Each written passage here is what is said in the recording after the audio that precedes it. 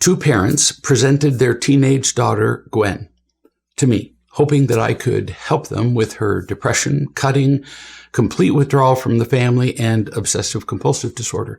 They were baffled by her behavior because they claimed they loved her consistently, even after beginning the parenting training.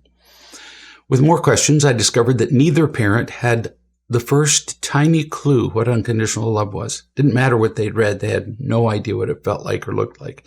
Neither had ever received it or seen it, so there was no chance of their giving it to Gwen. So why did they believe they were loving her? Dad described himself as always level-headed and calm with Gwen. Mom said that he just indulged Gwen and the other children beyond words, constantly allowing them to do whatever they wanted without any restrictions. So the truth was that he didn't love Gwen, but he created the appearance of it, so he thought he did. He simply indulged her so she would like him, and so that he could avoid conflict. So Gwen owned her own car, regularly rode her own expensive show horse, owned a room full of clothes, and went wherever she wanted, whenever she wanted. He called that loving her, understandably, since that's all he'd ever seen. He admitted that he had never imposed a consequence on this child in her life as a teenager, no matter how flagrantly she broke the rules or the deadlines she was given. So he called that love. For him, love is giving and permissiveness.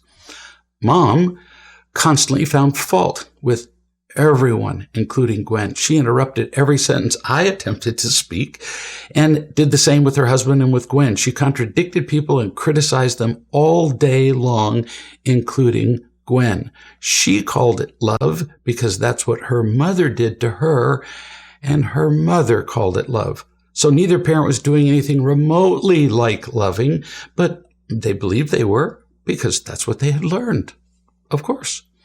Between them, they believed that they loved, mostly Dad, and taught, mostly Mom, Gwen all day.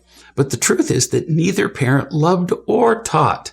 Dad thought that giving Gwen whatever she wanted was loving, but he simply indulged her. So she was entitled, demanding, snotty, and ungrateful, along with the cutting, bulimia, depression, and more.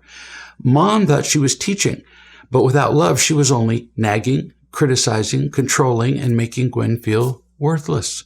The combined result was a pit of pain for the child, who then reacted with all of her harmful and isolating behaviors. Parents, each parent, must love and teach simultaneously.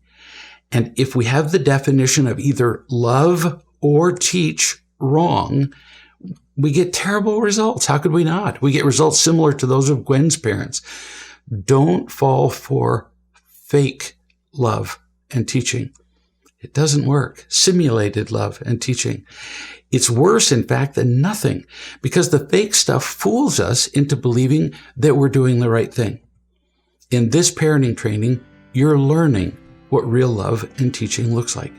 Keep going. You will be rewarded manyfold.